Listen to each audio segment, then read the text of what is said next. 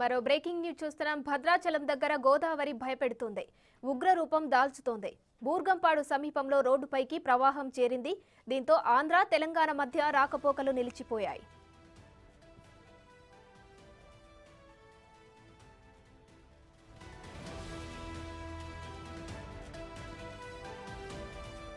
బూర్గంపాడు దగ్గర కొల్లు చెరువు వద్ద రోడ్డుపై గోదావరి ప్రవహిస్తోంది. కుక్కునూరు, రాజమండ్రి వెళ్లే ప్రయాణికులకు ఇబ్బందులు తప్పడం లేదు. గోదావరిలో ప్రవాహం 53 అడుగులకు చేరే అవకాశం ఉందని చెప్తున్నారు. స్థానికులు అప్రమత్తంగా ఉండాలని పోలీసులు హెచ్చరించారు.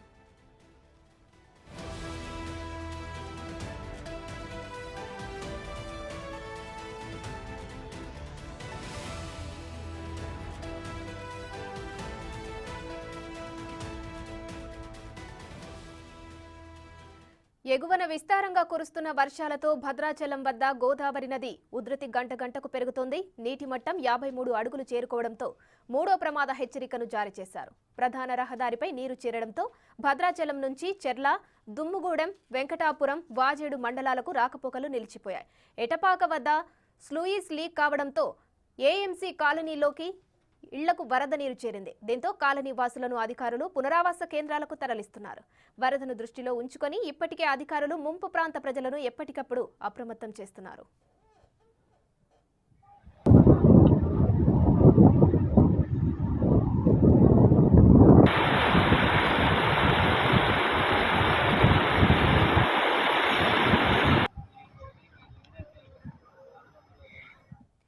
ఎగువన విస్తారంగా కురుస్తున్న వర్షాలతో భద్రాచలం వద్ద గోదావరి నది ఉధృతి గంట గంటకు పెరుగుతోంది. నీటి మట్టం 53 అడుగులు చేరుకోవడంతో మూడో ప్రమాద హెచ్చరికను జారీ చేశారు. ప్రధాన రహదారిపై నీరు చేరడంతో భద్రాచలం నుంచి చెర్ల, దుమ్ముగూడెం, వెంకటాపురం, వాజేడు మండలాలకు రాకపోకలు నిలిచిపోయాయి. ఎటపాక వద్ద స్లూయిస్ లీక్ కావడంతో ఏఎంసీ కాలనీలోని ఇళ్లకు వరద నీరు చేరింది. దీంతో కాలనీ వాసులను అధికారులు పునరావాస కేంద్రాలకు తరలిస్తున్నారు. వరదను దృష్టిలో ఉంచుకొని ఇప్పటికే అధికారులు ముంపు ప్రాంత ప్రజలను ఎప్పటికప్పుడు అప్రమత్తం చేస్తున్నారు.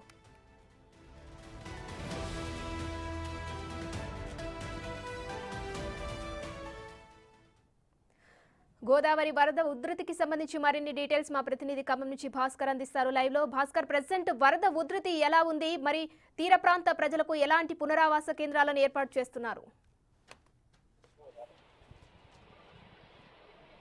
ఉమ్మశ్రీ ఇప్పటికే భద్రాద్రి పరిసర ప్రాంత పరివాహక గోదావరి నది ఏదైతే ప్రాంతం ఉందో ఆ ప్రాంతం మొత్తం కూడా ఒక్కసారిగా వరద ఉధృతి పెరుగుతోంది. గంట గంటకు పెరుగుతోంది. మహాగ్రూపం దాల్సింది గోదావరి. మొత్తానికైతే మాత్రం ఒకవైపున ఛత్తీస్గఢ్ రాష్ట్రం, ఒరిస్సా రాష్ట్రం కురుస్తున్న వర్షాలకు తాలిబే ప్రాజెక్టుకు భారీగా వరద నీరు వస్తున్న నేపథ్యంలో ఇప్పటికే ఆడ 25 గేట్లు ఉండగా 25 గేట్లలో సుమారు ఇప్పటికే 10 గేట్లు పైగా పూర్తిగా ఓపెన్ చేయడం కూడా జరిగింది. మరో 10 గేట్లు మాత్రం 2 అడుగుల మేరకు ఓపెన్ చేయడం కూడా జరిగింది. ఫలితంగా చూసుకుంటే కనుక ఇప్పటికే ఒక 16,000 క్యూసెక్ల వరకు కూడా వాటర్ దిగువ ప్రాంతం కోసం నేపథ్యం ఉంది. మరోవైపున మాత్రం పై ఎత్తు ప్రాంతం ఉన్నటువంటి కాళేశ్వరం కావచ్చు, సమ్మక్క సారక్క బ్యారేజ్ నుంచి, మరోవైపున పాడేరు, ములుగు జిల్లా నుంచి పాడేరు నుంచి కూడా విపరీతమైన వర్షాలు కురుస్తున్న తరుణంలో ఒక్కసారిగా వరద ఉధృతి వల్ల కూడా గోదావరికి సుమారు ఇప్పటికే 3 ప్రమాద హెచ్చరిక కూడా జారీ చేసినటువంటి సిడబ్ల్యూసీ అధికారులు ఇంకా వరద ఉధృతి పెరిగిద్ది అనేది ఆశాభావం వ్యక్తం చేస్తున్న నేపథ్యం ఉంది. రాత్రి వరకు అయితే మాత్రం 55 అడుగులు చేరుకుని క్రమేపీ గోదావరి మొత్తం కూడా తగ్గుముఖం పట్టిద్ది అనేది అయితే మాత్రం స్పష్టంగా తెలియజేస్తున్న నేపథ్యం అయితే ఉంది. మరోవైపున ఇప్పటికే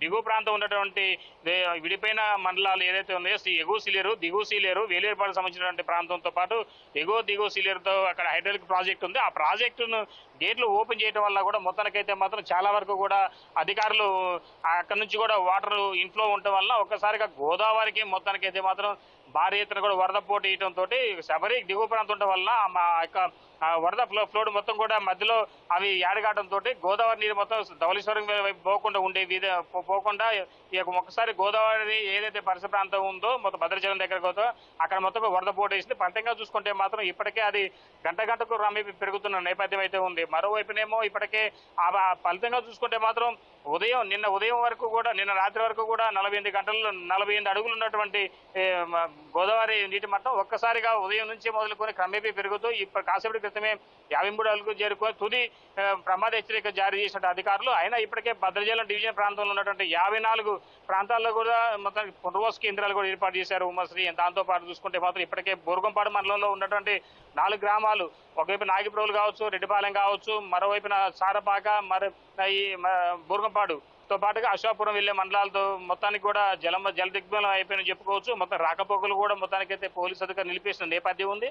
మరోవైపున చర్ల నుంచి భద్ర జిల్లా నుంచి చర్ల వెళ్ళేటువంటి మెయిన్ రూట్ ఉంది. ఆ దుమ్ముగూడెం టు చర్ల వెళ్ళే ప్రధాన రహదారి కూడా కన్నాయిగూడెం దగ్గరతో పాటుగా తూరుబాగ దగ్గర కూడా బ్రిడ్జికి పైగా వరద నీరు ప్రవహించడంతో కూడా భారీ ఎత్తున కూడా వరద ఉధృతి వలన కూడా అక్కడ కూడా రాకపోకలు నిలిపివేశారు. దీంతో ప్రయాణికులు కూడా మొత్తం పరిసర ప్రాంత ప్రజలు ఇప్పటికే సున్నంపట్టి ప్రాంతానికి చెందినటువంటి వాళ్ళు కూడా మొత్తానికైతే గత వారం రోజుల నుంచి కూడా గ్రామం అంతా కూడా జలదిగ్ధంలో అని చెప్పుకోవచ్చు.